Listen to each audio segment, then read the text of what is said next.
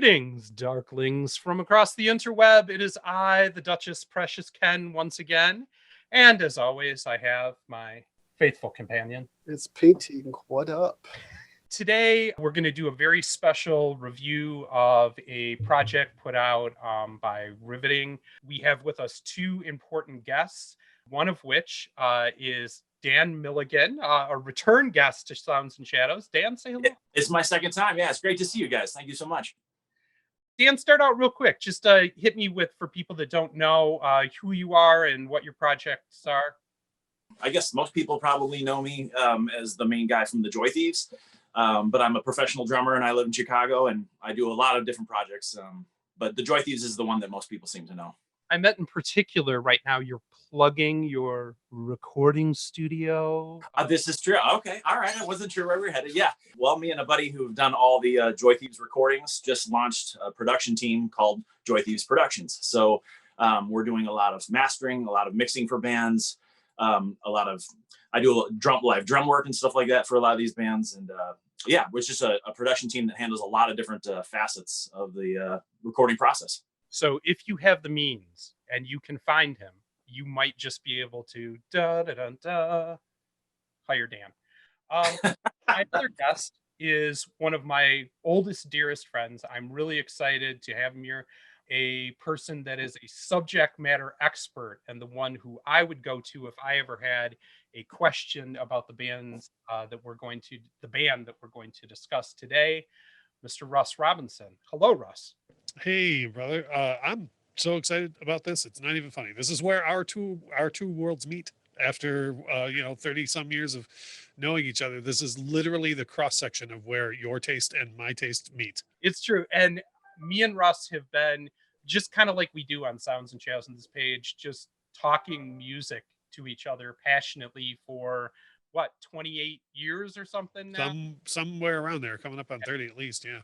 I also want real quick, Russ, give a shout out because you do a really great podcast that I love listening to that is more rock centric than us, but I really love it. And you hit on such great topics and really go in depth on a lot of modern music today. Why don't you tell us about it? Yeah. So about just coming up on a year ago, I finally started the Infectious Groove Podcast. And actually, I shouldn't say I started. My best friend and her boyfriend pushed me after years of me sitting around, literal years, 3, 4, 5 years sitting around going, I'm going to start a music podcast one day. And my best friend and her boyfriend pushed me into starting it. It's called the Infectious Groove Podcast. It's not so much focused just on rock. But what's funny is I would say just about everything except for like goth and synth and whatnot, because my co-hosts my co-hosts really aren't well versed in those things. And like, for example, if we would ever have you on the show or whatever else, like you and I could talk that all day, but I've never wanted the show to be something where it's just me talking and someone else going, oh, okay, interesting. Or, and I certainly don't want it to be us all sitting around just agreeing, oh yeah, that band's great. Like I want us to have an interaction on why we think what we think and whatnot. So, and we do try and, instead of just album reviews and things like that, we try and talk about all different sorts of topics that have to do with the music industry, not just, artists and whatnot. We've had the real big pleasure of having a lot of guests in the first year that I never in my life would have thought we would have booked in the first 5 years. Jeff Scott Soto, the metal legend that sang with Yngwie Malmsteen and Journey and Wet. And we had Steve Gorman from the Black Crowes, who is one of my all-time favorite drummers. On the topic of Pink Floyd, we had Guy Pratt, which was stunning to me to be sitting, and you said we're going to get into how we got into Floyd, but to be sitting in my basement on Zoom talking to this guy who played bass on the first Pink Floyd record that I ever bought. And he's played bass on Addicted to Love, Like a Prayer, Earth Song by Michael J. And I'm just sitting here shooting the shit with this guy, talk to a member of the Jackson family. So we've had all of that stuff in addition to just the three of us talking shop, and it's the Infectious Groove Podcast. And I will wrap up my plug with 2 easy ways to find us. Number 1 is just infectiousgroovepodcast.com. You go there, on the right-hand side is every podcast player you've ever heard of. You just click on whatever one you use, hit subscribe, and you're good. And very new within the past month, you can go to youtube.com/Infectious Groove Podcast. And I have a series of videos. Ken, you've been to my vinyl environment down here. We have a new video comes out every Thursday about some of the rarer vinyl pressings that I have, and not just rare pressings, but ones that are special for one reason or another. Like, hey, don't go buy this $200 version of this record. I've listened to both, and this one that you can find for 20 is just as good or better. That, that type of advice, because there's so, in the vinyl community, there's so much. You have to spend $1 billion to get in the door for this, or this, so trying to go at it from a more practical standpoint. But either way, if you go to YouTube or just the interwebs and /Infectious Groove Podcast, you'll find us. I got to say, my vinyl environment is a very different thing than what you just said. So. No, and actually another thing I was going to bring up is a lot of times on Facebook, you'll do streams on Friday nights. You do a music night, and I love watching it. It's great. And I mean, Russ has an extensive vinyl collection of every genre you can imagine. And he just sits with friends and spins records all night and lets people chat about it in the chat of and it's an absolute blast. And I love just watching it and just getting to talk to my friend of that many years about music. So yeah, there's ups and downs with that because of the great online copyright issues and whatnot, but it is what it is, and we deal with it. But there's ways around it that we've been working with and whatnot. But yeah, the whole point of even the podcast and those streams and having people over, when there's not a worldwide pandemic, is to spread the love of music. And it's not just, I'm going to put on this record and you have to love it, or I have to love what you brought. If it starts a discussion and people can even learn things about each other through the type of music that they like, I'm all for that. Yeah. Just any type of getting people to talk is fine with me. And then the music is like a benefit to it, So it made me realize we're a ways into this now and got talking, and we haven't even said what it is that we're going to be talking about. And so I want to do that now. Riveting Music, which is out of Colorado, is a label out there, and they put together a compilation that was every single song of Pink Floyd The Wall, the iconic album. And even beyond that, they gave the proceeds of it to Doctors Without Borders. I mean, especially right now and during everything going on, an amazing charity that does a lot of very important work, giving both in the States and out of the States, actually, healthcare assistance to people in need of it that otherwise wouldn't have access to it. And so a great cause, a great concept, and a great product across the board. So I said to myself, this would be really fun to just go through and do a bigger review about this album and talk about some of these bands. And then B, I can get my friend Russ, who is a Pink Floyd expert. And then also Dan is featured on 3 of the tracks or more. 3 Joy Thieves tracks, and then I helped out with another one. So yeah, quite a few. Me and Collin are kicking ourselves over this because you brought this up to me before it came out. And did I? Doing a track for this, and then we wanked off like lazy that we are and didn't get it done, worked on other things, and then it all came out and I'm like, oh damn it, we suck. Why did we not do this? I actually time. Ken, when's the due date on that? And he looked and it was 3 days before. So I felt like next time. There's always next time for you guys. And Riveting Music, when I talked to them about this, they said, well, Ken, we've got other things coming out. I think they're going to do a Coil one. And they talked about a couple other tribute albums coming up. And I said, okay, we'll be all over the next one. So the first thing I wanted to go around the horn about, and Dan, why don't we start with you, is when did you first get into Pink Floyd? And what did that band mean to you? Because I think all of us can say, and I think it's one of those too, especially when you look at everybody that's on this compilation. Pink Floyd is one of those bands, I don't care what genre you're in, affected everybody. I don't care. Maybe it's not still today if you're really into a particular genre, but at some point you were a 17, 18, 19-year-old kid, and they were one of the bands that you heard that made an impact. Because in this record in particular, I don't know that there's ever been as powerful or meaningful a set of lyrics that just really impacted people, especially in a time period. So Dan, how about you go first? When did Pink Floyd hit you, and what did that mean? I discovered Pink Floyd when I was in high school. I had just gotten into my very first original band, which was like a prog metal band at the time. And our guitarist and singer, and actually all three of the other guys, were already completely consumed with Pink Floyd. They couldn't get enough Pink Floyd, and it was all new to me. So the first one that I got was The Wall, because it was the topic of a lot of discussions, late night discussions at Denny's after band practices and whatnot. So that was the first one that I got, and it didn't take long. It hit me immediately. I fell in love with the record, and for so many reasons. And I not just the music and everything, but that it presented such a grander picture than what I was used to.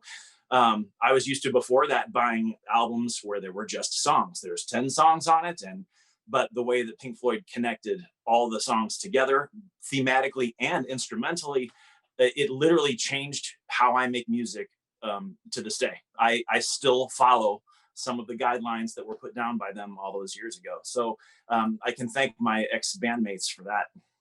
Yeah, who didn't hear Pink Floyd at some point if you're a musician and just say, I could write a concept album. That's what I need to do. Like Totally. Fuck, I'm not Roger Waters. Yeah, if only I was that good, now that I come to think of it. But no, we all had that feeling. Russ, how about you? I mean, this is, obviously a huge one for you. Yeah, well, it's funny because I was really into a bunch of different, really diverse music growing up. And then really the only thing that I hadn't tapped into at a very young age was like real classic rock. Like I hadn't listened to like a lot of Rush and Zeppelin and Floyd or anything. And it's kind of a funny story how I got into Floyd, but my parents had gone out for the night, and my brothers and I were home. So basically my oldest brother was in charge of the other two, but really the two of them would always just gang up on me because I was the youngest. And I remember very clearly walking through the living room, and this was 87. So Momentary Lapse of Reason had just come out, the first record without Roger, but MTV was doing this like all Pink Floyd weekend because of it, because of just the new album coming out. And they happened to be showing the movie The Wall. And I walked through the room at the moment at the end of the second verse of Brick 2, where the children are falling in the meat grinder. And I was 12.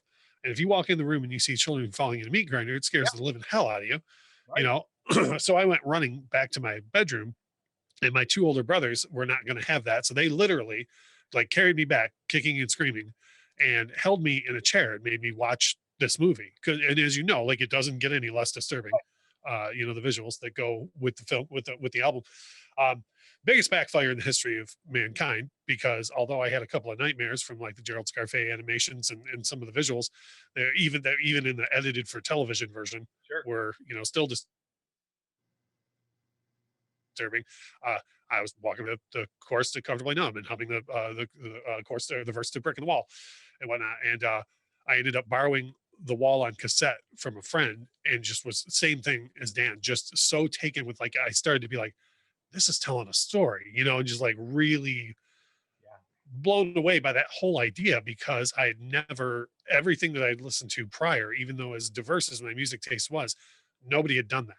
Like nobody had done anything like that, telling a whole story, like almost in success. There's parts of The Wall that are out of chronological order, but I was just blown away by that before anything else. And then the diversity in the music, how different it can be from one song to the next. Like I'd never heard anybody do like Dan was saying, you buy an album of 10 songs, that's a rock album or a country album or whatever, and you get 10 country songs, you know.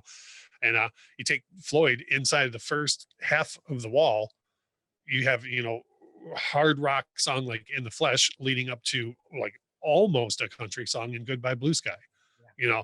So it was just mind blowing to me. And then, as you know, Ken, it was all uphill or downhill from there, depending on how you, depending on your particular passion for Pink Floyd. If you have a passion for Pink Floyd, then it was all uphill. If you were my brothers who actually went on to greatly dislike Pink Floyd, then it was all very much downhill. Nice. Collin, how about you? So I think I'm the baby of this little group here. By a little, yeah. But I started playing guitar when I was 11, and I just moved to a new house, and I was shit, as you are at 11 years old, playing guitar because my hands barely fit. And I heard the neighbor playing something, and it sounded fucking amazing and beautiful, and I had no idea what it was.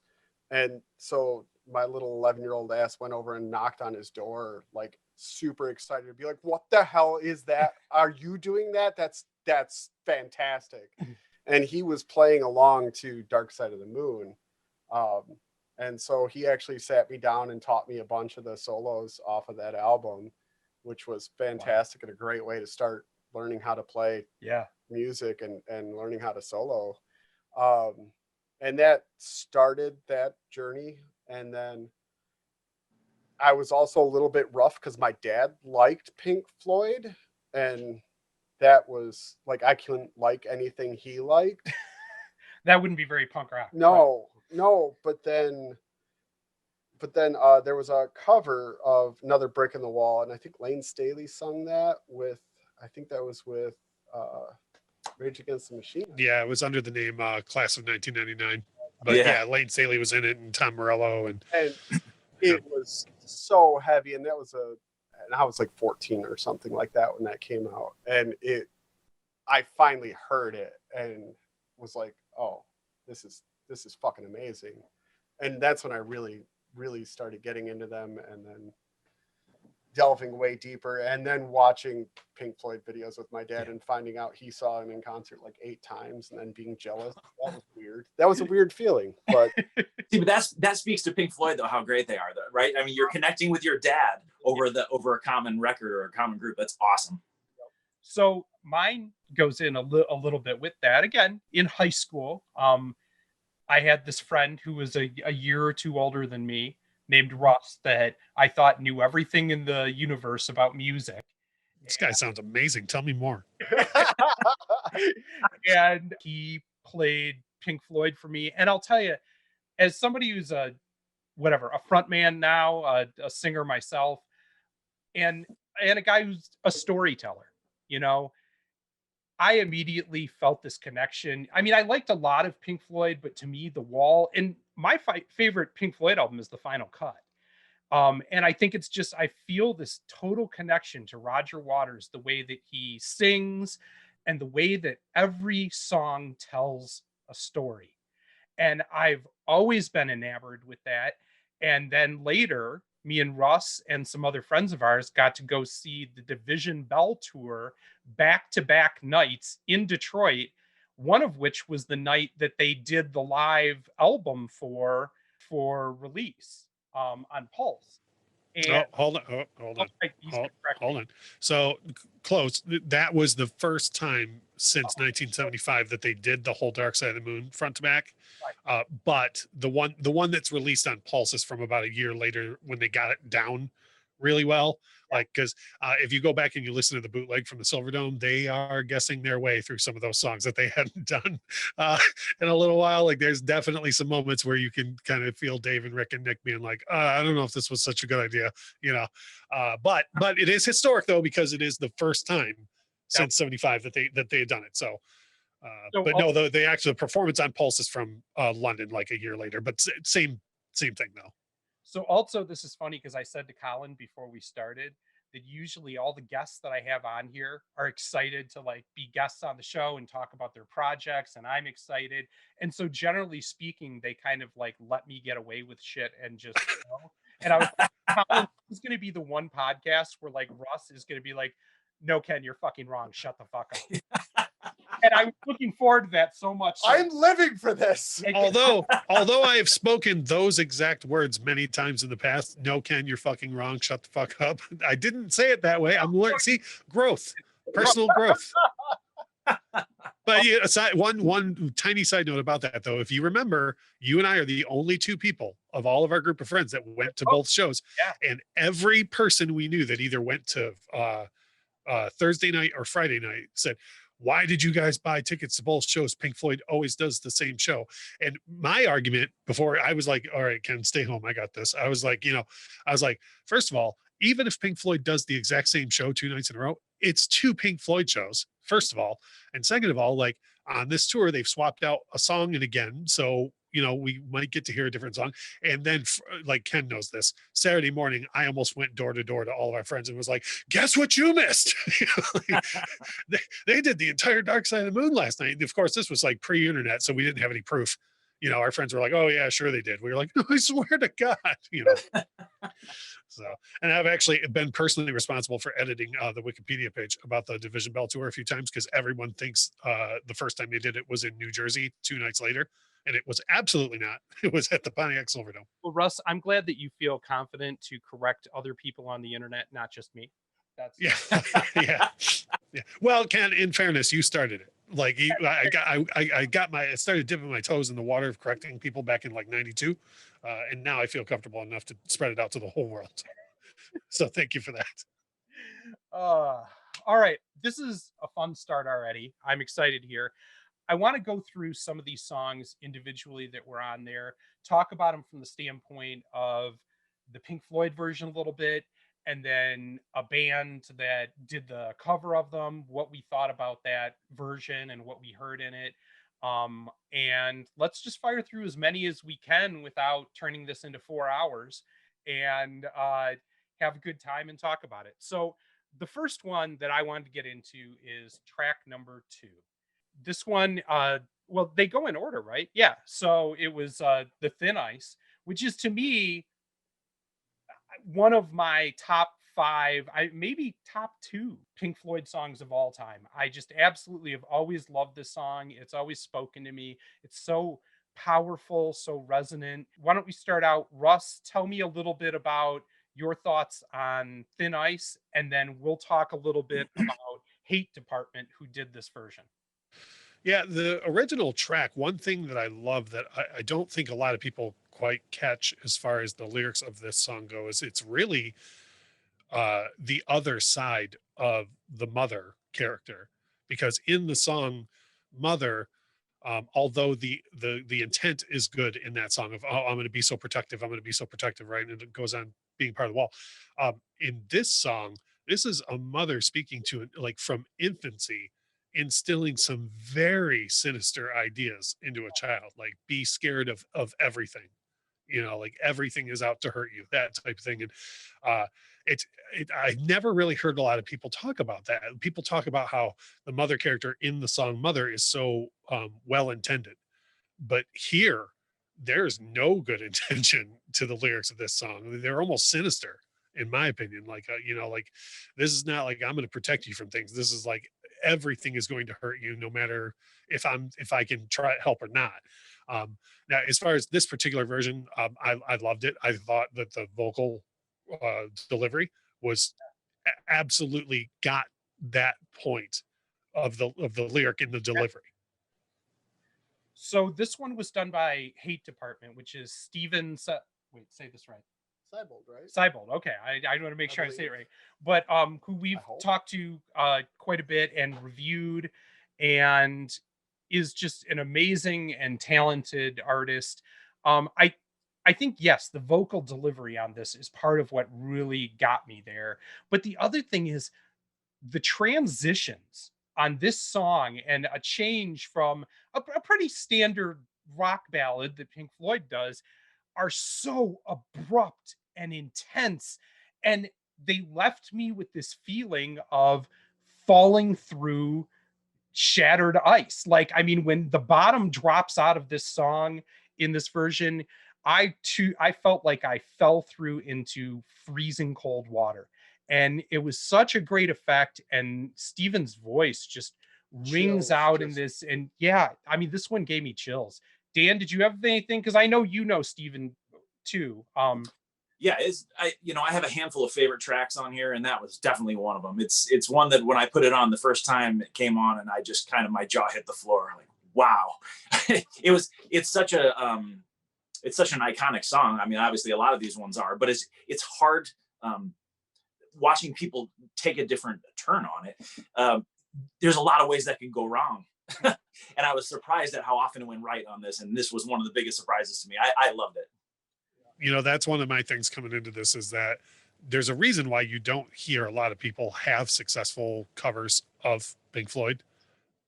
Is because it's so hard to replicate. And with Pink Floyd, in my opinion, you either have to go exactly like the original, in which case, what's the point? You know, or if you start to interpret it too much, then people like myself and everyone who's listened to it for 40 years is like, oh, that's not at all what it's supposed to sound like. So it's kind of a lose-lose situation. And I thought a lot of these tracks, especially the Thin Ice, really walk that line quite well. I think there was a lot of that there. And that's another thing, I kind of felt on this, is this did such a good job of, I think some of the songs walked way more to the line of an homage. It was what I expected to hear. It was in the vein of Pink Floyd very much. And some people went completely off the reservation and did something way different, but still very effective. Which is a great transition as to where we're going next. And this time I'm going to start with you, Collin. Dog Tablet does Mother, which I really like the connection you made there between these two songs on Pink Floyd's album, Russ.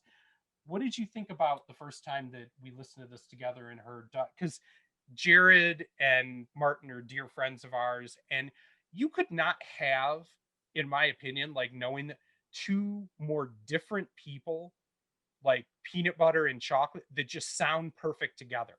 Like, they are personality wise like the sun and moon, but you get them together in a studio and they make magic. So, well, with Mother, Jared comes in. One, I don't think Martin gave a shit to respect musically, not disrespecting, but like just came in and was just did what Martin does, made it his own, and very much so. And then similarly, Jared,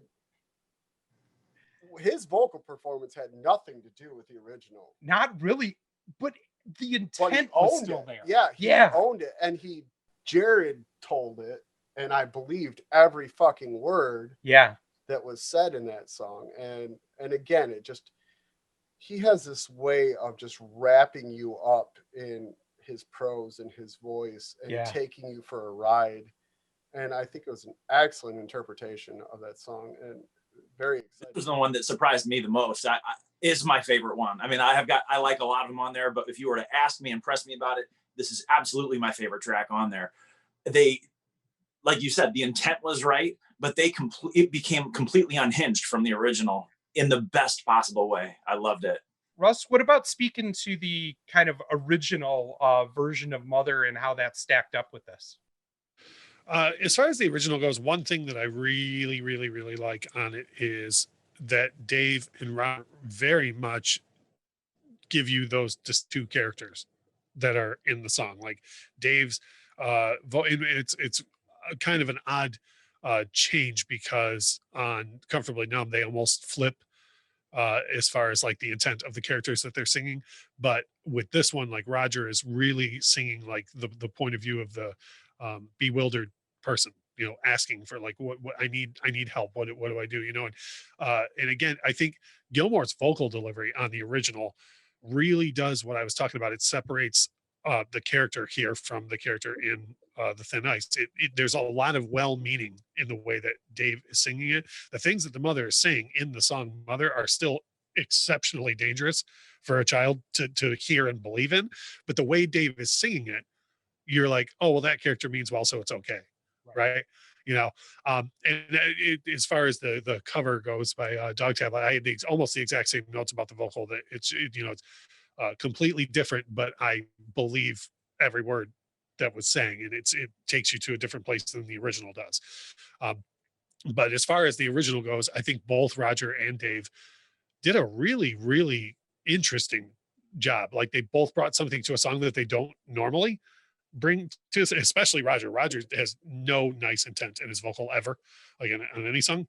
And so for him to put himself in that mind frame of him probably as a child, in the mind frame that he would have been in when he had those questions, was probably a feat for him at that date, age, and time. So that to me is impressive.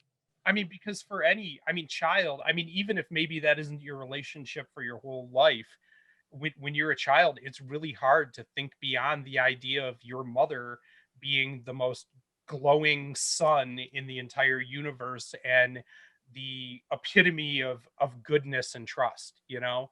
And whether that's for good or for ill, and in this case, I mean, for ill, like you said, I mean, a lot of negative intent here, but still from a child standpoint, that belief. I think the other thing for me on this that's just, I don't know, so interesting is, you know, Jared, and by the way, we should say too, so Jared before Dog Tablet was the band Chem Lab, very important and influential industrial band, and Martin for Test Department, and another important industrial band, and they And kind of, so much yeah, other production. Just want to point that out. they A lot. worked together on this project with a lot of other artists and have been doing the Dog Tablet project, which I think is a very interesting combo here. And I think that's what they got. Like Jared just has in everything he does this insane naked man in a loincloth dancing around a fire, rambling, shamanistic kind of thing that he does. And like you said, Collin, it's impossible to hear him and not just go crazy with him, like get in that headspace. He's one of those charismatic figures, and we've had him on the podcast before. And even when you hear him tell a story or talk, it's the same way as when he's singing. Like you're just drawn in and raptured to it. And I think he captured that. And Mother to me is just another one of those incredibly beautiful, powerful songs that is so relatable. Because I think we've all had those moments of, like I said, remembering our mothers and also remembering disagreements or not seeing eye to eye and through our lives. And I think it's just one of those universally relatable concepts that growing up involves, you know, and that's what's captured in the song. And I think Jared Martin fucking nailed it. So I want to keep jumping along because I want to get a bunch of these. I love this. I think it's a great talk. The next one I want to jump to, let's start with Dan because this is a Joy Thieves one.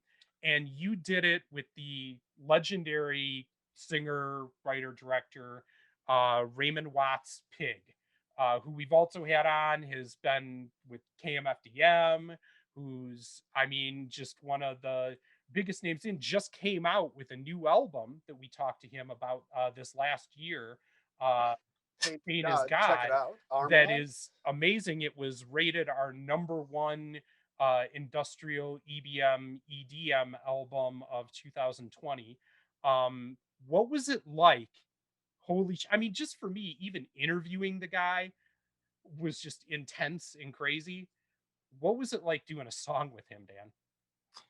Well, we did it remotely, Sure. obviously, because he's overseas. But I'll tell you this: there's no more fun experience in my life than pulling up somebody's vocal tracks that they've sent to me and hearing his voice by itself, what he'd sent to me the first time. I mean, it's outrageous because you know that voice from so many other things, and it calls up all these emotions in you. So I'll tell you, I mean, the first time I dialed up the tracks that he had sent to me, it was a goosebumps time because they were just so amazing. And he did exactly what I hoped he would do. When I was trying to choose songs that the Joy Thieves would do, and I came across this one, and it sounded exactly like him. It was like, and I think I said something about this in the liner notes too. It's like, if I can get him to do it, then we're going to do it. And if he says no, then we're just not going to do it at all. So obviously that was super fun to hear his take on that. Well, and that's the second I heard it, I was like, well, no shit, this is what he would do because this is perfect. Like, Right. His voice just nails it, like instantly recognizable as Raymond Watts. Yeah. So, like, of course, and it was a very straightforward take on that song. Sure. It was. But fuck yeah, of course. And that's part of it. I mean, we did 3 different songs, and this one is probably the most straightforward take, but he delivered it so well that it was just like, it did exactly what I wanted it to do. So Russ, I want you to go before I do, to talk about this. So what were your anything about the original song? I'm sorry, we didn't say on here, but he did Empty Spaces. So about Empty Spaces and then what you thought of this take in particular. Particular with Empty Spaces, this one is the one on the record that was, and this was mentioned already, but there's not a lot of interpretation here, but this is one of those tracks, and I was talking about earlier, there's not a lot of room to move here due to length. First of all, I mean, it's such a, it's such a quick interlude. I mean, when you get into, there was a track called What Shall We Do Now that was supposed to be on the record. It was cut due to length. They brought it back in the concert. So there is a longer version of it, but if you're going to do like The Wall straight as people know it, then this is the song that you're going to include, right? But even with not a lot of room to move as far as interpretation, the full intent of the original is there. And I love that. One of the things about Empty Spaces that I think gets overlooked, a lot of people almost use it as like a stopgap to get to Young Lust, because there's that like knee jerk to that rock song. One of the things about the Empty Spaces that a lot of people don't think about in the story of the record is this is a guy who by the end of this 80 or so minutes is going to be openly begging for forgiveness and looking to place blame anywhere else. And here at this point in the story, he's like, how else can I screw this up? Like, what else can I do to make this worse for me and everyone else? Right. And the vocal on this absolutely conveys that, in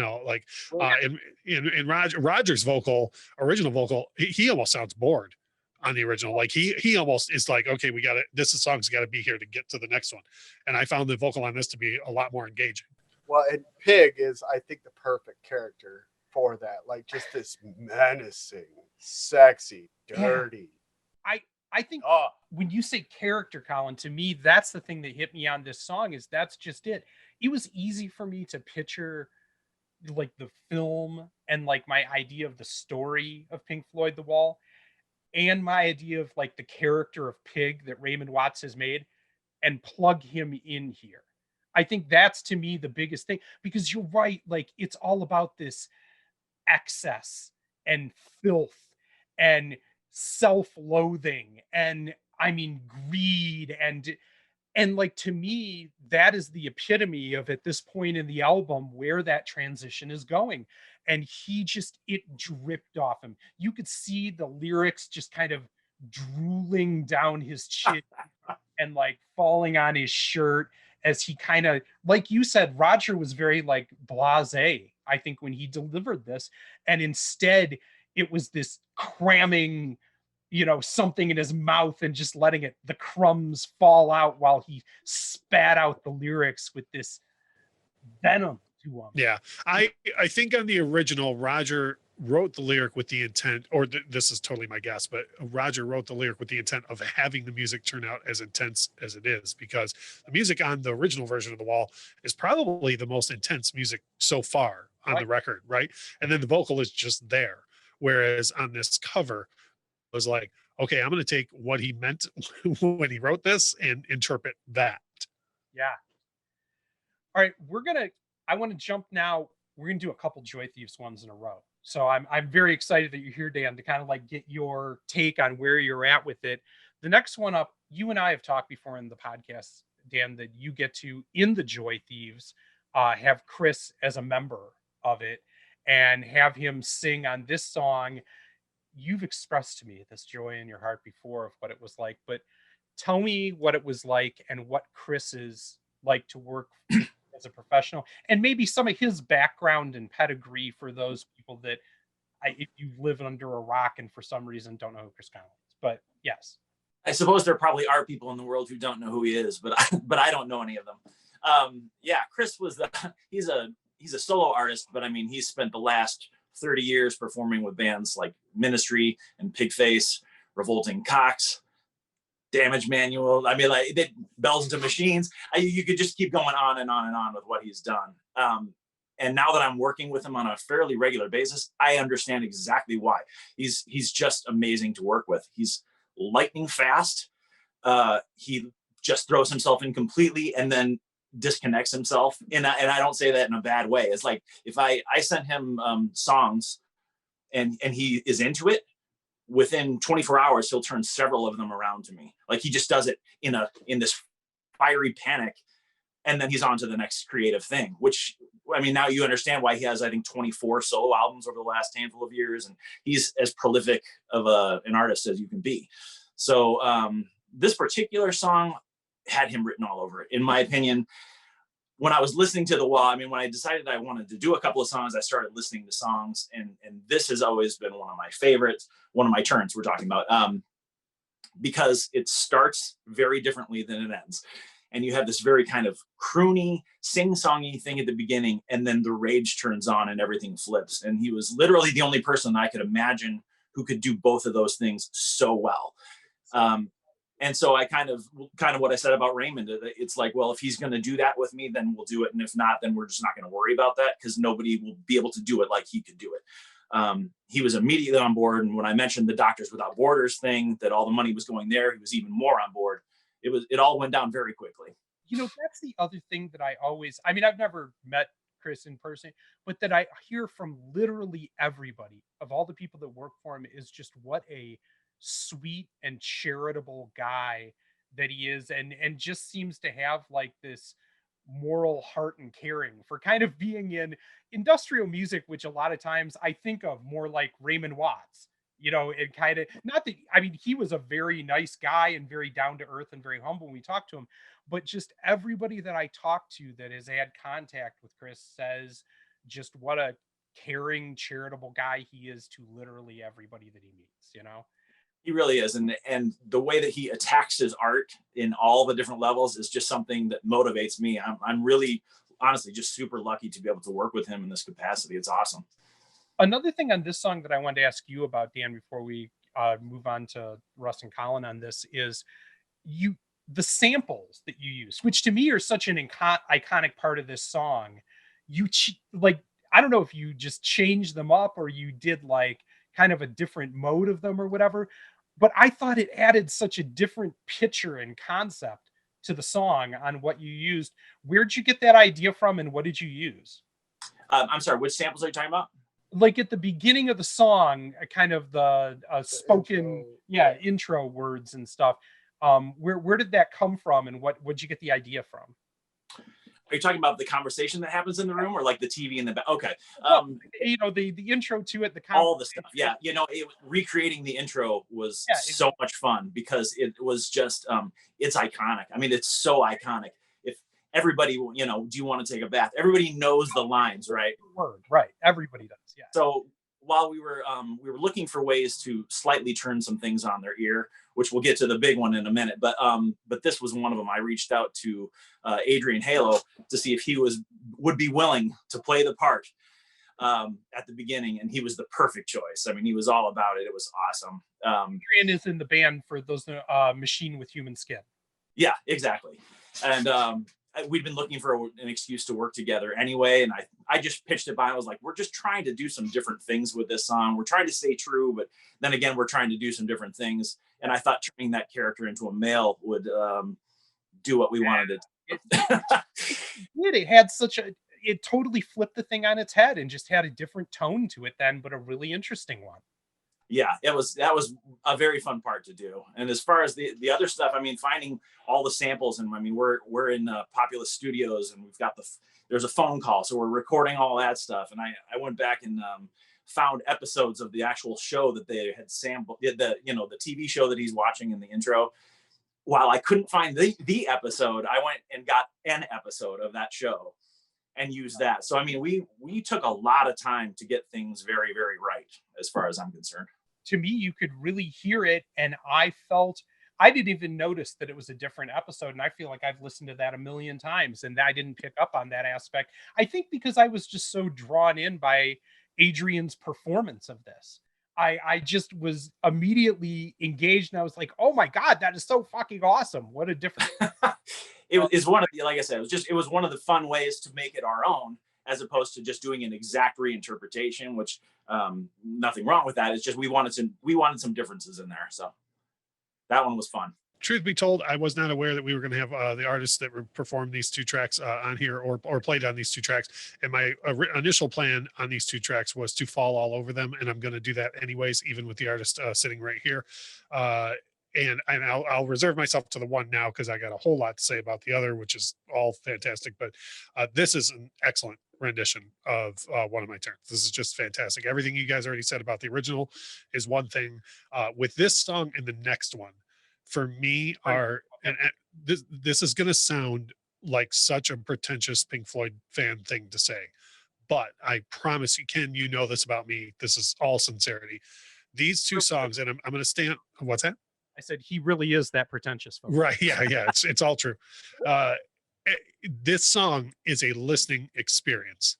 It's not just a song that you put on. Like this song deserves your full attention, and the whole second half of the song, once I really got what it was about, I've always tried to put myself in the mindset of the person that it's happening to. Like, could you imagine being in the hotel room of this rock star you've looked up to forever? You've got past all the security, you've jumped through all the hoops, you've greased all the right palms. You get there and this dude goes berserk, and you might die in this moment, right? Yeah. And in the Floyd original just expresses that exactly. Like if you listen to the song from that perspective, it's a whole different thing than just having it on in the background or just letting the song play. And the biggest compliment I can give this cover is that it's different from the original, every bit as aggressive, and it still allows you to listen to it either way. You could put that on and just have it on, or listen to it and get all involved and really feel that fear that the person feels that it's happening to. And also you can feel the confusion in the person that's doing these things as well. I don't think this rock star at this point is going, oh, look at me, I'm going to wreck a hotel room. I think it's a literal mental breakdown that's occurring. Yeah. Yeah. And you get that in these vocals, which is, to me, like, as bored as Roger sounded on Empty Spaces, boy, did he turn it on here. Yeah. And the interpretation here is dead on, in my opinion. Yeah, that's so cool of you to say that. And you gotta look at Chris solidly on that one. He did such an amazing job. It's something that only I think he could do, like I said. Well, and I think, Dan, I gotta say, for this, you played into his skills so well. Yeah. And that relationship really, shows that, I think you know how to give him a bed frame to work from that is so strong, because like those beautiful guitars in the beginning fit so well with, his range of crooning and where he's going to go. Yeah. And then the aggression and the drums that you're bringing at the end are just terrifying and fantastic. You're making my day, man. That's awesome. I'll say this, I'm fortunate to have worked with him quite a bit at this point, and I actually think I've got a good feeling. I mean, when I'm working on something, I know if it's going to connect with him or if it's not. Whereas when we first started, you're kind of trying to feel each other out and all that stuff. But yeah, I knew he was going to do great on this one.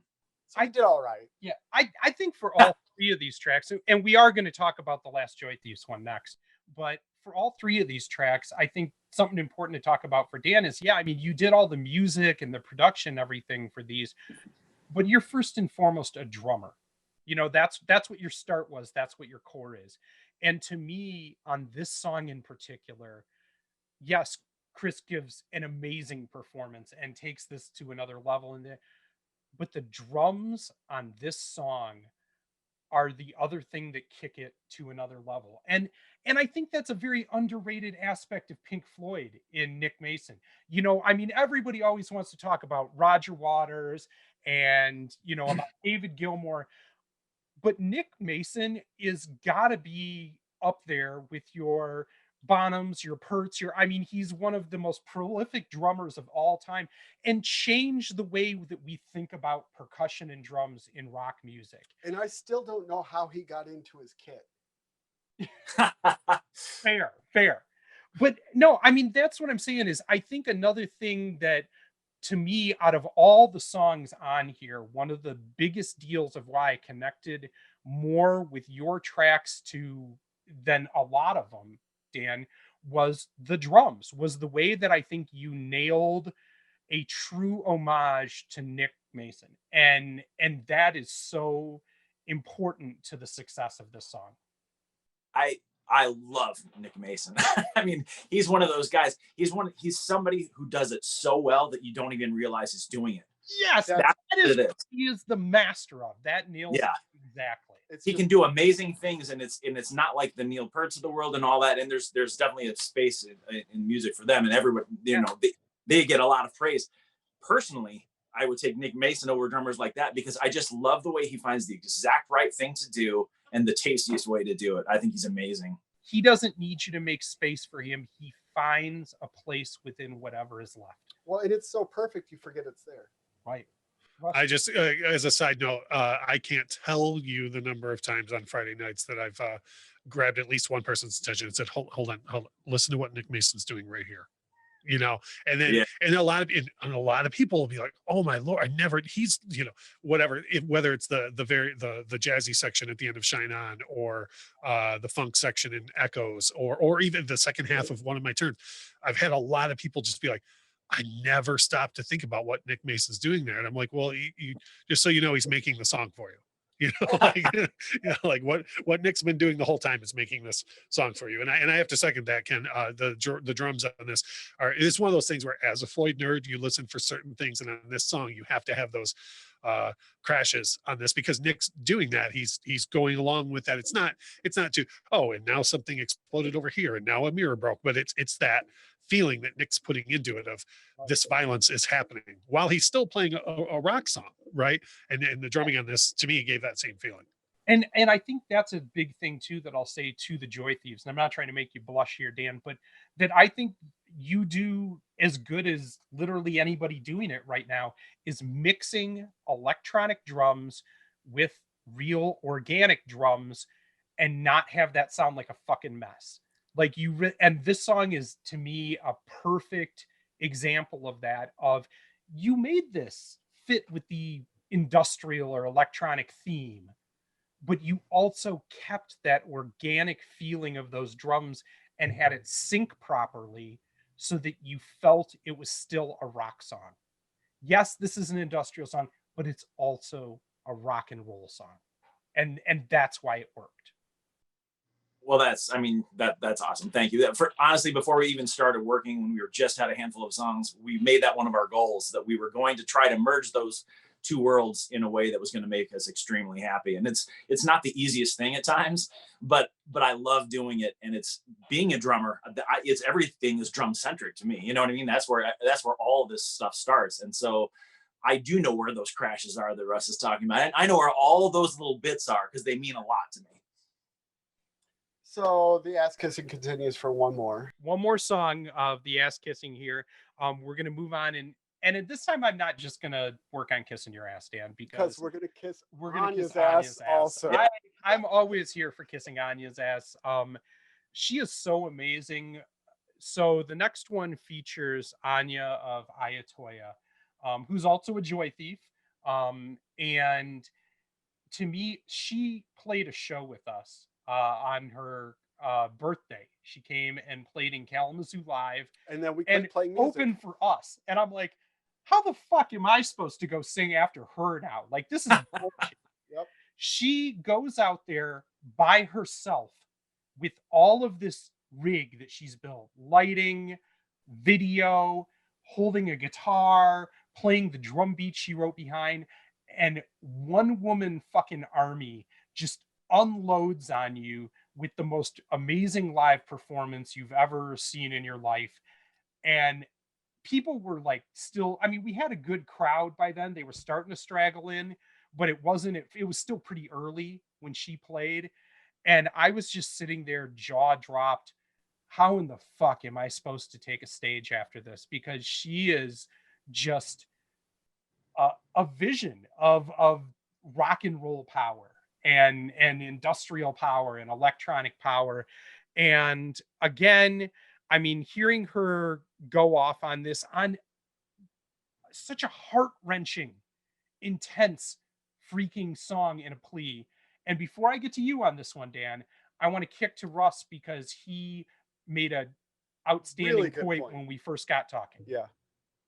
So with this, that was the first thing that floored me, was the switch of the vocal to the female perspective. And what I was talking about earlier is somewhere along the line in my appreciation of The Wall, I started to think of these two songs, One of My Turns and Don't Leave Me Now, from the perspective of, for lack of a better term, the victim, the person that these things have happened to. And as aggressive as Roger's vocal is in One of My Turns, there's a genuine remorse in Roger's original vocal delivery. Yeah. Okay. Now some of the lyrics suggest that he's not fully there mentally, but the delivery is there. You know, you can get into the ins and outs of the manipulation that's occurring in those lyrics, but I cannot stress enough how wonderful this is to have the vocal be from the other perspective, the person who is absolutely fed up with this, and it's not don't leave me now, it's I'm leaving, and this should be very obvious to you as to why. And the note that I put in here is her vocal delivery sounds like she hated everything that happened as much as he did. Yeah. Which his Roger's original vocal delivery almost sounds like, oh, how could what how could you be upset? I don't understand. And her vocal delivery is like, oh, oh, you're very aware. I mean, it's a stunning rendition of the song. I can't. It's easily one of my two favorite tracks on this entire ordeal. If someone was to ask me, oh, hey, did you hear about this industrial version of The Wall? What should I listen to? I would say this, or there's one other track we'll get to later, but I would say listen to those two. And if you like those two, then you should check out the rest of it. Yes. Dan, you want to take a shot at this one and talk up your fellow Joy Thief, Anya? You know, I can't say enough good things about Anya. I love her as a person and as a performer. I think she's amazing. But and she has this dog. She does have the cutest dog. I always tell people that, like, she has a dog that I legit follow on Instagram. And this is even before I knew her. it's just before we even knew each other well or anything. But the night that we recorded that in the studio it was memorable, very, very memorable, because we had a long discussion about how we were going to do that. About obviously she is a woman, so that we started talking about the possibility of flipping lyrics. But as Russ said earlier, it wasn't just a simple just turning around. We gave it its own sort of attitude, and that most of that came from her, and she delivered in a way that she always delivers, just unbelievable. She's being with her in the studio, and you know, I say producing her, and as we're working through, and one of the hardest parts of that track was, I mean, she has an amazing voice. She's a very, very trained, and disconnecting her trained voice from what we wanted to hear. But she has the chops to do that. I mean, she had the chops to sing horrible notes. And I say that, you know, and I mean that in the best possible way. That's amazing. To effectively. And the other thing about Anna, she's just one of those people, like when I met her, they talk about people that have an aura. I have never met anybody in my life that just, when you're in a room with 100 people, that just gives off this glowing aura. And she does it when she sings too. It's just this energy that you hear it, whether it's on the album or see her in person, and you get hyped for it too. Like, it just flows through you. And this track nailed that for me. I think, to Russ's point, you know, what he was saying is just almost kind of like an Aretha Franklin respect kind of way. Like, I got this tone from her of, motherfucker, what? Like, Yep. And you know, I've never been in the same room with this person, and I'm sitting down here in the studio doing 2-3 things at once, kind of taking notes on these, and like I let me put it this way, I had to stop and pay full attention because the vocal demanded that you stop and pay full attention. Right. You know, and I don't mean any disrespect to anybody else in the artist on the roster here. I wasn't saying, you know, I'm just blowing anybody else off, but this was one where it was like, okay, everything needs to hold on a minute because this woman is mad, you know, and it really, let me put it this way. If you would have asked me before I heard this, if somebody could put a twist on any of these lyrics that would make me think of it in a whole new way, I would have been like, well, there's no way that's going to happen. And then here it is. All right. That's awesome. I mean, thank you. I love it so much. It's so interesting to hear other people's viewpoints on this stuff. It's the first time I've ever really heard that. So it's strange to hear, but it's nice to hear. So thank you. Right on. And Anya, you're right. Anya is just amazing. She does things that normal humans can't do. Yes, absolutely. We're going to pause for a second, guys, if that's okay. Yep. Just take a quick take 5. Cool. And we're back. Welcome. All right, we're gonna jump right back into it. We want to keep this energy flowing. Russ, in particular, you called out that this next track was one you really wanted to talk about. And it is Fiction 8 and their take on Nobody's Home, which again is another one of those just iconic songs that is so powerful, so vacant, so lost, like a person at the end of the rope, yet somehow so many people feel connection to that. And I think in particular right now, it's funny to think like Pink Floyd is one of those bands that throughout time, different moments in history, this still resonated so much and made so much sense. And to me, this is one of those tracks that today, even though it was made so many decades ago, you can flip this on and it's all of us sitting in our houses right now. Yeah, if you don't, well, I mean, take it outside the house. If you don't equate what's going on in the lyrics of this song to what happens every single day on social media, you are completely missing the point of this song. Everyone on social media, especially to do with politics, is all shouting into the void of just like, I'm right, I'm right, I'm right. And it's literally like the whole point of the song is like, when I try to get through on the telephone to you, there'll be nobody home. It's people, it's not, sure, you can take that as, a person calling someone who is not home, but you can take it as someone who's trying to get through to someone who's not even open to any sort of discussion. And like you said, like I was talking to a friend not 2 weeks ago, how it's crazy itself because of that, because people aren't paying attention to that at all. They're paying attention to the fact that like nobody's home on either side. Like no one's even remotely trying to stand each other.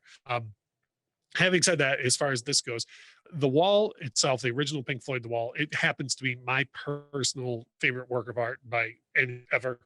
And specifically side 3, from Hey You to Bring the Boys Back Home is just one. I think it's the best side of the record for many reasons. Storyline wise, strength of a lot of the songs, the way they go together.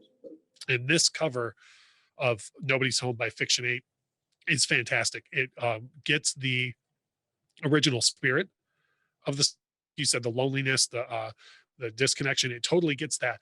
But there is some synth going on in this version that totally adds to the desperation of the lyric. And this is one of those things I talked about before. If you would have told me going into this that someone was going to lay down synth work that would make Nobody Home sound even more desperate, I would have told you you're nuts. That's not possible. And yet here we are. So I mean, that's all the praise I can heap on it. It's like I said earlier, this is one of 2 tracks that if someone, do you think I'm going to like this? I would say listen to this, and if you like this, then there's more here for you. Yeah, it was a surprise. I think that's the Yeah. thing is it was one of many, but another one of those ones that just took me for a loop, and I just didn't see that interpretation coming in. So yeah. I think to speak to this, we've talked a little bit about, I have a lot of connection to the artists on this. I'm like, I know a lot of them through rather the page or reviewing. This is my wheelhouse of what I review and what I do. And I don't know Fiction 8 that well. and now I want to. Right. This is one of those things, and that's what a compilation is fucking for. You hear a compilation, especially a cover compilation, and you're supposed to find bands you've never heard of before, and you're like, oh shit, let me go Google this and find out everything there is to know about this band right now. That's the whole point. Like Cleopatra did that expertly back in the day, especially with cover compilations. Yep. Where like before we had the internet, you would go to the record store, a new Clio compilation would come out. You'd maybe know 1 or 2 bands on it, but you just buy it sight unseen because you knew you were going to find 6 new bands that are your new favorite band. And that's to me a lot the feeling that you can get from this compilation because so much of it is so dead on in quality. Which, just to pause and redirect on a complete tangent, I learned about Raised in Black from from- covers from Cleopatra. Did you see the Tased in Scrote album cover? I did, from Ben the other day. which was fucking hilarious. Killed me. Going along with the news story of the gentleman who went into the Capitol and tased his own scrote. I think a gentleman is a stretch. I used the word very loosely. Yeah, very loosely. Yeah, no, that was That's my digression. I apologize. I'm gonna save it for a different podcast, but I have opened for Raised in Black before, and sometime I have a great Raised in Black story that I will tell on this podcast. So please subscribe for future releases if you want to know about Ken thoroughly insulting the singer of Raised in Black when he was 23 years old and having to be awkward as fuck, thinking that I was the most important musician that was currently on the scene, and I was fucking new. Well, we may need the safe word to get us back on track here, but I will say this, and I won't name the band. We'll take that off air. But there was a band that was very popular in the mid '90s that it was my thing. I didn't hate them, but they weren't my thing. And a friend of mine finally convinced me. I got an extra ticket, just take it, go. We went and they blew the roof off the place. They were stunningly good live. The story's about to take a very bad turn. So then we were walking around the State Theater afterwards, and we happened to run into them from the stage door to their bus. And he at least starts to fall all over himself. Oh my God, you guys are the best, or whatever else. And then I said very innocently and with the best intent of all time, I said, you guys were way better than I thought you were going to be. Garbage. Yeah. And you're never going to believe this, but 5 of them stopped and gave me the look. And I was like, not how I meant that at all. So anyways, if you want to, hi. Dan, I meant it so complimentary. I meant it so, it sounded like such a compliment in my head. Dan, do you have any final thoughts about Nobody's Home in Fiction 8? Yeah, I'm with you. I wasn't that familiar with this band, and there was a lot, kind of what you were saying earlier. There's a lot of these names that sound familiar. I've seen posts, or I've seen reviews, or but I have nothing to grab onto. And there's a lot of bands on here where I was like, okay, I remember now. I've seen that name, and being able to make those connections because of something like this was very cool. And this was definitely one of those bands for me. All right, so moving along, I want to hit, this is one of my big picks of a band that I do know very, very well and are good friends of ours. And I was so excited for this track because, again, when it comes to Pink Floyd tracks, and in particular Off the Wall, this is one of those that has always just spoke to me in a huge way, that I would play on an acoustic guitar when I was 16 years old. And, it was just transcendent to me. And Ego Likeness is doing this, which are our dear friends Donna and Stephen Archer.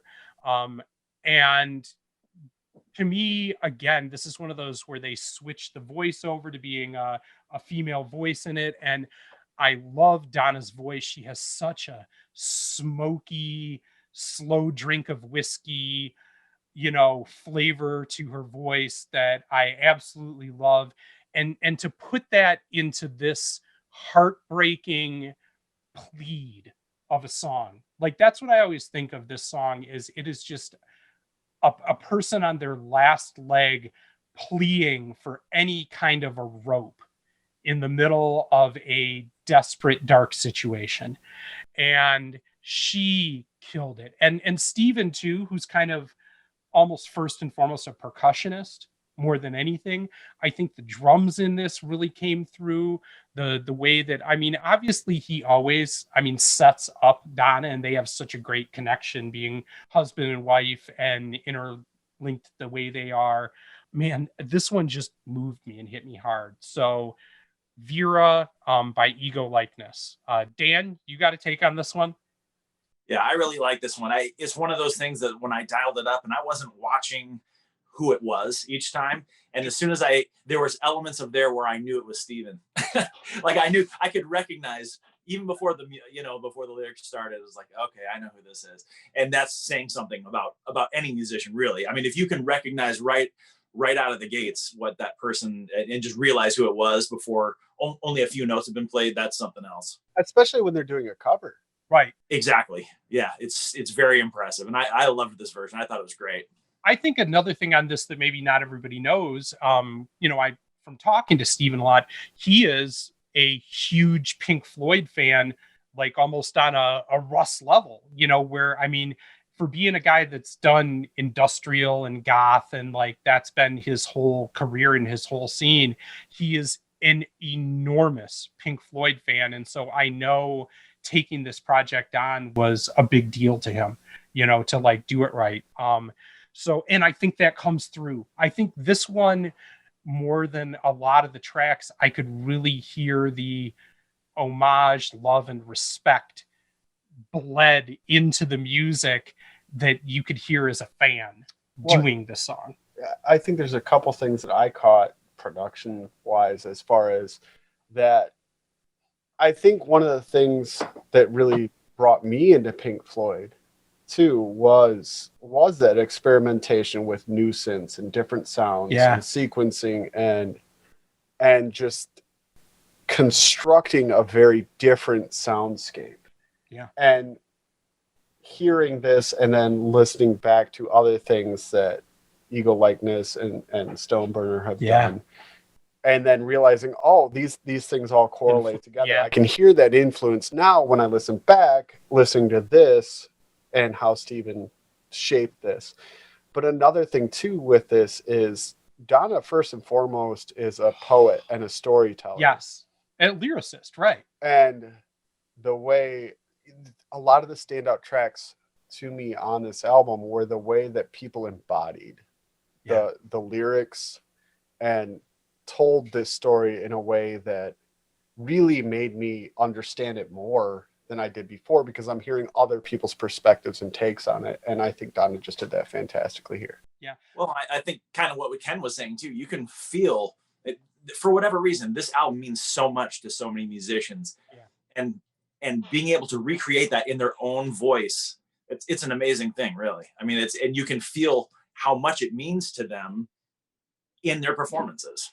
The take I really want to get from Russ on this, and I think the other thing I'll say finally is, along with Ego Likeness, Steven's other project, Stoneburner, put out 3 amazing albums last year, one of which was on our best industrial EDM albums of 2020. His albums almost all concept are concept albums. Yep. Like everything he does is a front to back 6-song, 8-song, 10-song story, usually with a lot of video elements and kind of a movie concept going with it. And he builds all the set pieces. He's an artist too, a visual artist, and does these sculptures and things like that go along with these videos he makes. So I feel that influence there. But the thing I want to say, going back, Dan, you mentioned kind of, and Collin, the keyboards here. We talked about the importance of Mason.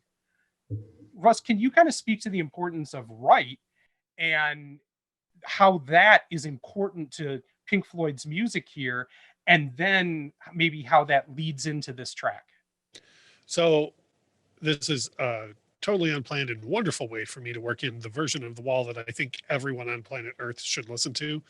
Is it's hard to come by for one reason or another. It hasn't been involved in the great Pink Floyd reissue hype train yet, but in 1999 they unearthed a masterful performance of The Wall from Earl's Court in 1980, and it's called the performance is called "Is There Anybody Out There?" The Wall Live, 1980 to 81.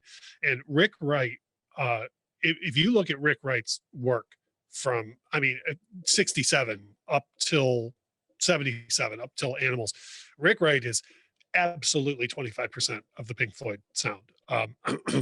Now, I say that knowing, there were 5 members at one point in 4. I'm not saying he was one of the 4.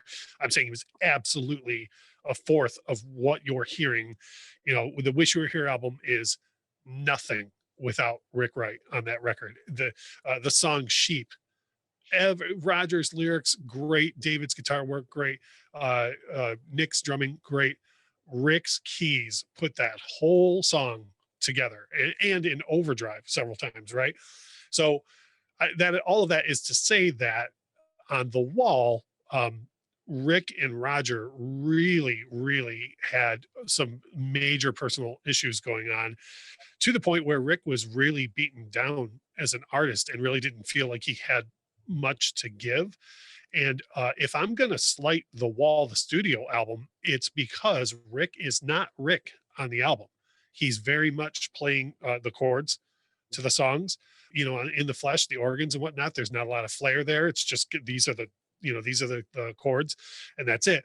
If you listen to the version of Pink Floyd, Is There Anybody Out There, The Wall, live 80 and 81, Rick Wright is on that album. Like the Rick Wright is on that record.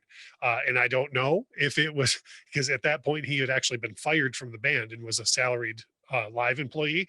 So I don't know if it was like, well, I'm 20 feet away from you on stage and you can't do anything about what I'm playing. Yeah, it very well could be that, because who knows what kind of takes he turned in the studio, and Roger was like, no, play it, play just the chords or whatever. We don't know that, but we do know that within a year of this record coming out, Rick was all of a sudden back to playing it the way Rick would have played it, in an environment that Roger didn't have total control over. So that's how I put those two together in my head. Having said that, this song is, like you said, it's one of those things where Rick, on this particular cut, Rick is being Rick, and he's giving it the fullness that it deserves, that the lyric deserves.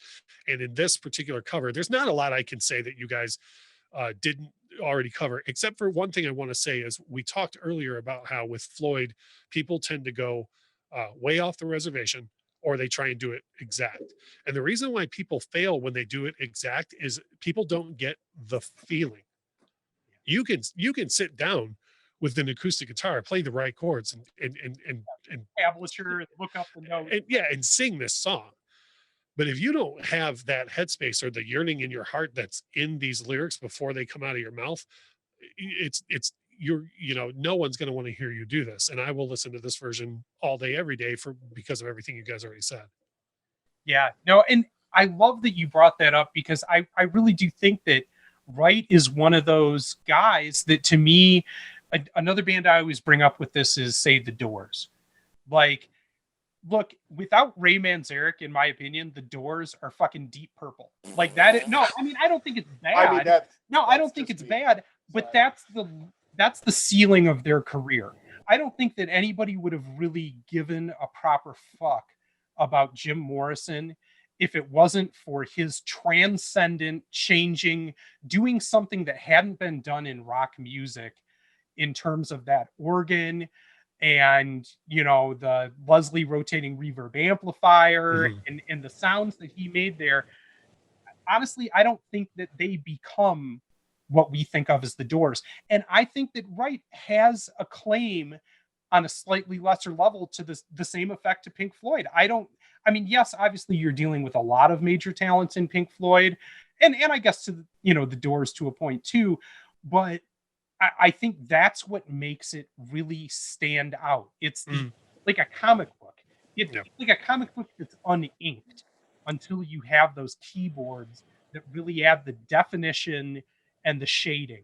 That's what Rick Wright meant to Pink Floyd. Well, this, Ken. I have my professional driver's license as the driver of the Rick Wright bandwagon. So, like, you don't have to sell me on him. Here's what I would say to anybody who might hear what you're saying and go, oh, well, I don't quite get that from Rick Wright. If you listen to the go grab a copy of Wish You Were Here, or it's streaming or whatever, and listen specifically to parts 6 through 9, the last half of Wish You Were Here. Yeah. Rick Wright is making that happen. He is making that happen the way it is, and especially when that song finally shifts over to a funeral dirge, almost at the very end. It's truly mournful of what happened with Sid and their friend, and it's all Rick. It's all Rick. Nick's drumming, I don't want to take it. Nick's drumming is fantastic there, but there's a little manipulation going on there with the reverse production and whatnot. But what Rick's doing on the end of that song I would implore anybody to listen to that. The very end of Shine On You Crazy Diamond, like 6, 7, 8, and 9.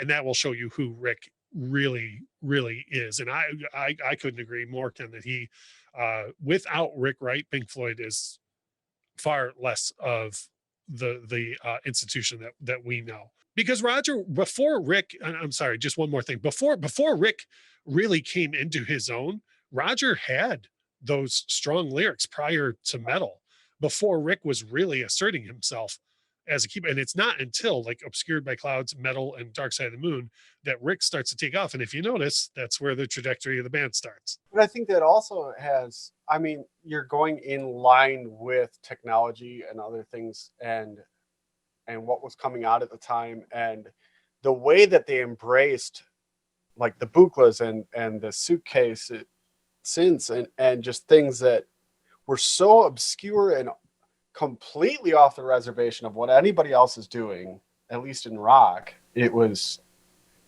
so game changing, and the way that they utilize those to grab your attention, because I can't imagine listening to that for the first time on the radio and just being like, what the fuck is I hearing? What alien waveforms are coming from this radio, right? And the impact that had on the music and where it allowed it to go that music hadn't gone before.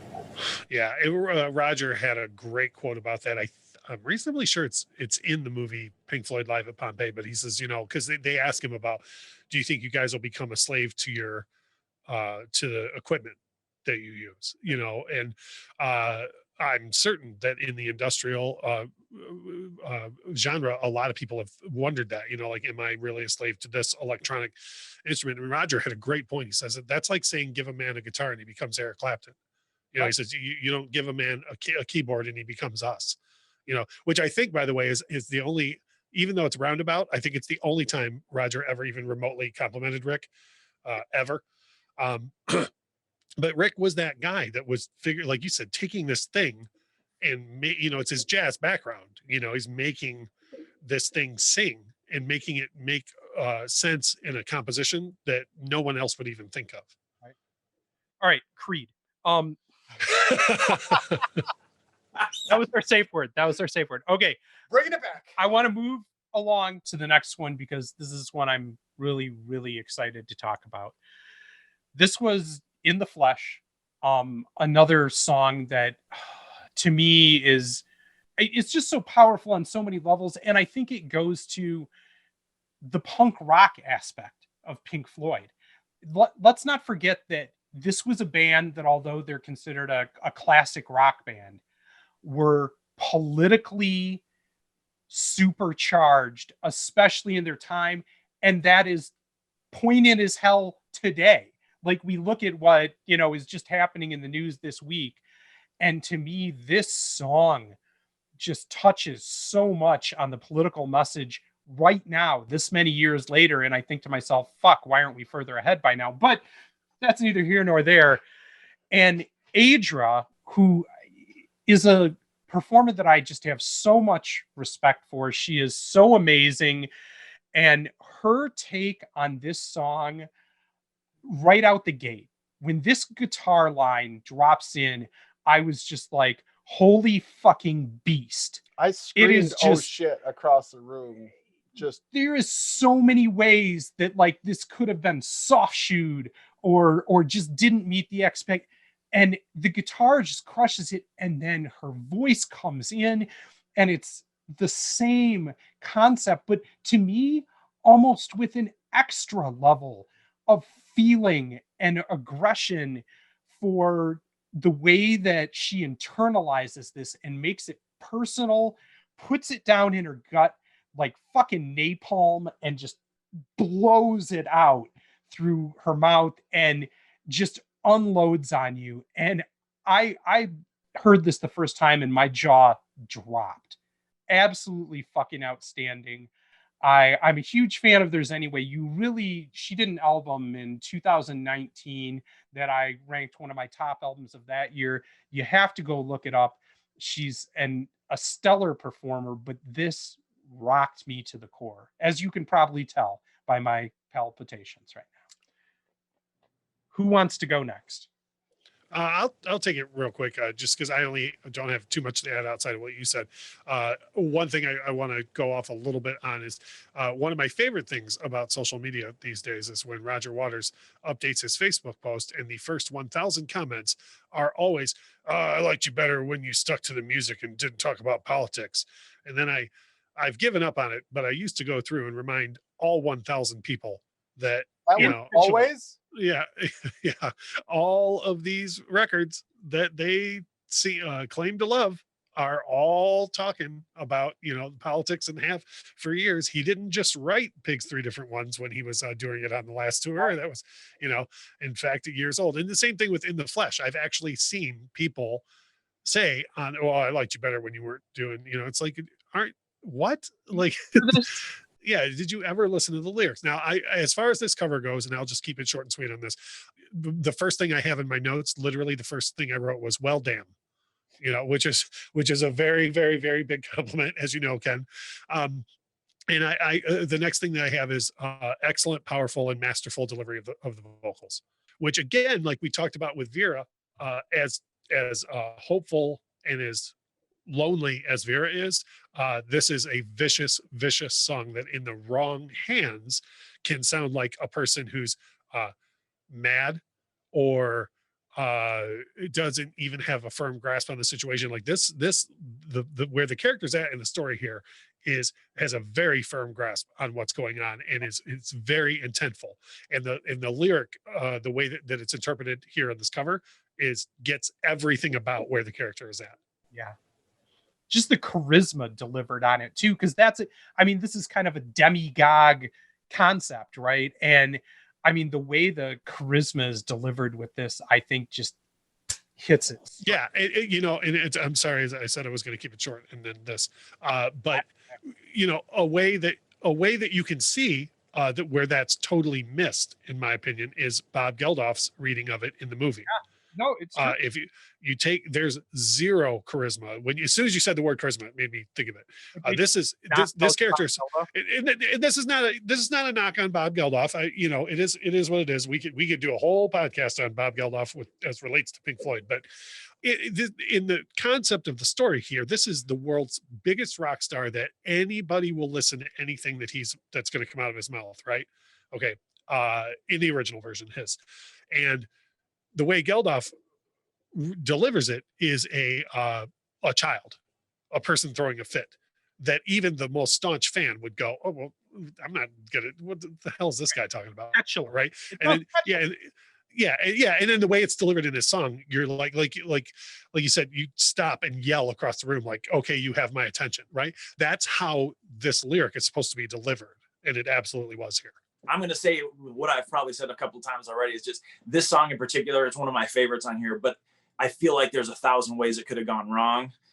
And I was almost, as I dialed it up, holding my breath a little bit, like, oh, I wonder how this is going to be. And it just so delivered. I was so happy with it. Being a metalhead, very much so still, I cringe at the idea of a lot of metal covers or a lot of covers that have that very distorted, heavy guitar. Sure. Like a lot of the time it's just used as a crutch to be like, oh, we're going to do a breakdown now. And drop D. Yeah. Insert layer here. Yeah. This did not have any of that. No. And it was just, this was like, I'm screaming, "Oh, fuck, holy shit." And one of the best vocal takes I think I've heard from Fires, period, yet. Yeah. I mean, just there's been this crazy growth over the last few years, but this is woo. And then holy fucking pounding at home with those guitars. I loved it. I absolutely loved it. I think that's the thing that I keep coming back to is, look, I love Fires and love their album and love their covers and everything they do, but usually that's related back to Adra's voice and the power of it. And to me, what really slammed home on this is the shredding, like the power of the, and aside from that, the way that they're kept bright and open and kind of almost sound like a horn section. Like there's a brassiness to the guitars here that to me made it an homage to the original while going completely different in tone, but those brassy, bright, shredding, huge guitars made it feel like the original song.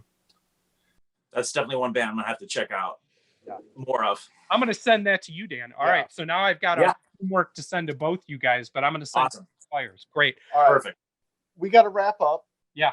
So, any other highlights? Anything else you guys want to bring up really quick? I think the last thing I want to say is, Russ, after all these years, we made it through this entire discussion without really getting into a fight or bringing up Joy Division once. And I think the latter had to do with the former.